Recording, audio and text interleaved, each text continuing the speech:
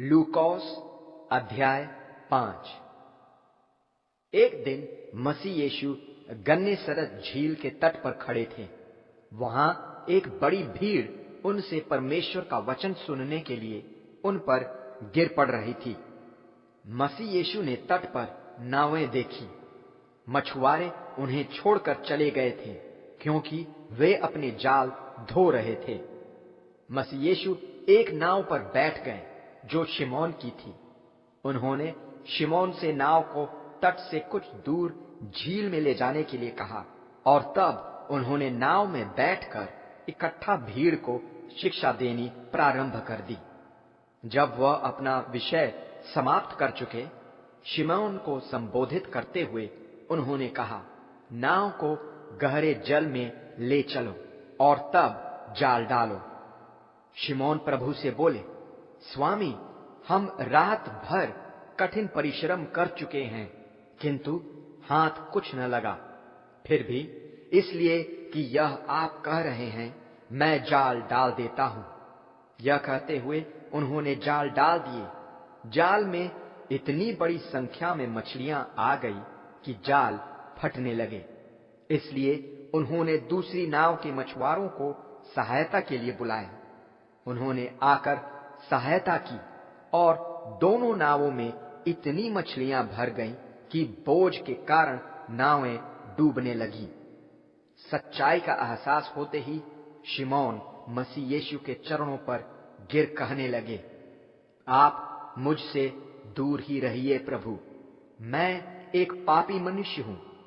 यह इसलिए कि शिमोन तथा उनके साथी मछुआरे इतनी मछलियों के पकड़े जाने से अचंभित थे। शिमोन के अन्य साथी जेबेदियोस के दोनों पुत्र याकूब और योहन भी यह देख भौचक्के रह गए थे।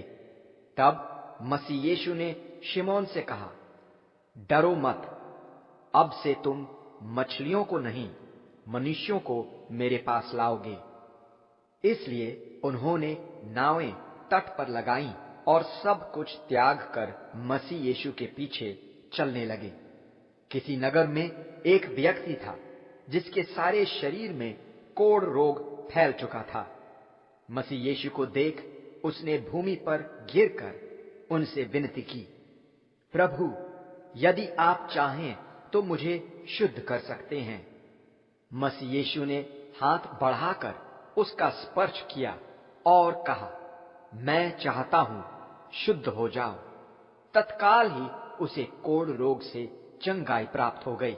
मसीह यीशु ने उसे आज्ञा दी, इसके विषय में किसी से कुछ न कहना, परंतु जाकर याजक को अपने शुद्ध होने का प्रमाण दो तथा मोशे द्वारा निर्धारित शुद्धि बलि भेंट करो कि तुम्हारा कोढ़ से छुटकारा उनके सामने गवाही हो जाए। फिर भी मसीह यीशु के विषय में समाचार और भी अधिक फैलता गया। परिणाम स्वरूप लोग भारी संख्या में उनके प्रवचन सुनने और बीमारियों से चंगा होने की अभिलाषा से उनके पास आने लगे। मसीह यीशु प्रायः भीड़ को छोड़ गुप्त रूप से एकांत में जाकर प्रार्थना किया करते थे। एक दिन जब मसीह यीशु शिक्षा दे रहे थे, फरीसी तथा व्यवस्थापक जो गलील तथा यहूदिया प्रदेशों तथा यरूशलेम नगर से वहां आए थे, बैठे हुए थे। रोगियों को स्वस्थ करने का परमेश्वर प्रदत्त सामर्थ मसीह यीशु में सक्रिय था। कुछ व्यक्ति एक लकवे के रोगी को बिछौने पर लिटाकर वहां लाए। ये लोग रोगी को मसीह यीशु के सामने लाने का प्रयास कर रहे थे।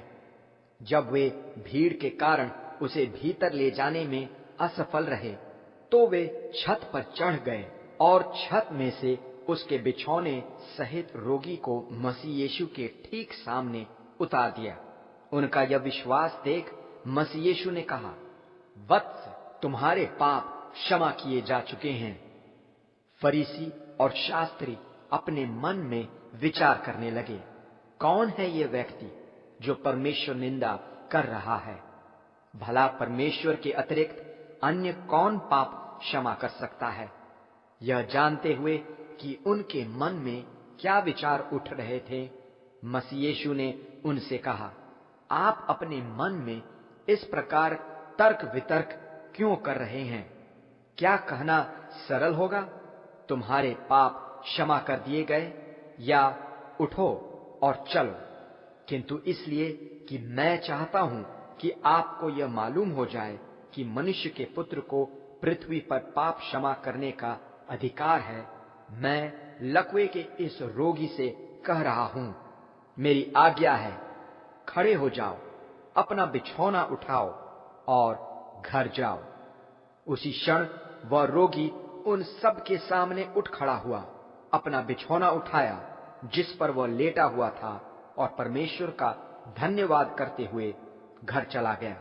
सभी हैरान रह गए, सभी परमेश्वर का धन्यवाद करने लगे।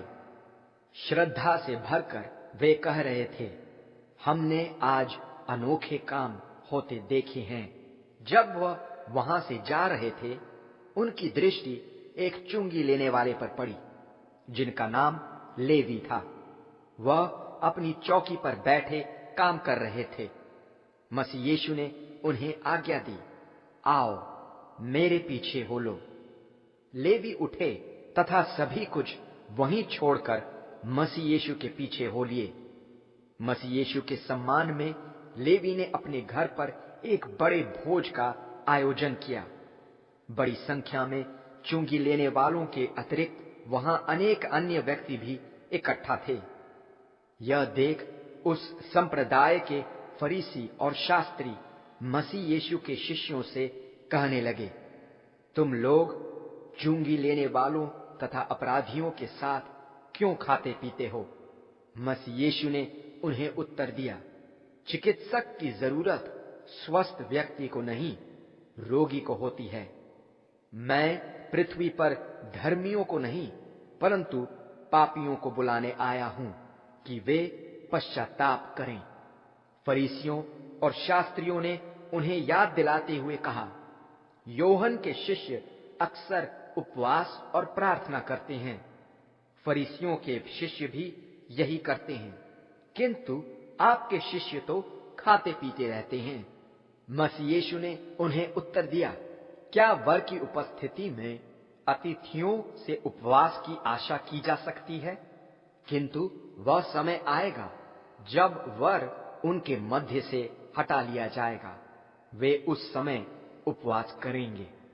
मसीह यीशु ने उनके सामने यह दृष्टांत प्रस्तुत किया, पुराने वस्त्र पर नए वस्त्र का जोड़ नहीं लगाया जाता। यदि कोई ऐसा करता है तब कोरा वस्त्र तो नाश होता ही है, साथ ही वह जोड़ पुराने वस्त्र पर अशोभनीय भी लगता है। वैसे ही नया दाखरस पुरानी मशकों में रखा नहीं जाता। यदि कोई ऐसा करे तो नया दाखरस मशकों को फाड़कर बह जाएगा और मटकी भी नाश हो जाएगी। नया दाखरस नई मटकियों में ही रखा जाता है। पुराने दाखरस का पान करने के बाद कोई भी नए दाखरस की इच्छा नहीं करता, क्योंकि वे कहते हैं पुराना दाखरस ही उत्तम है।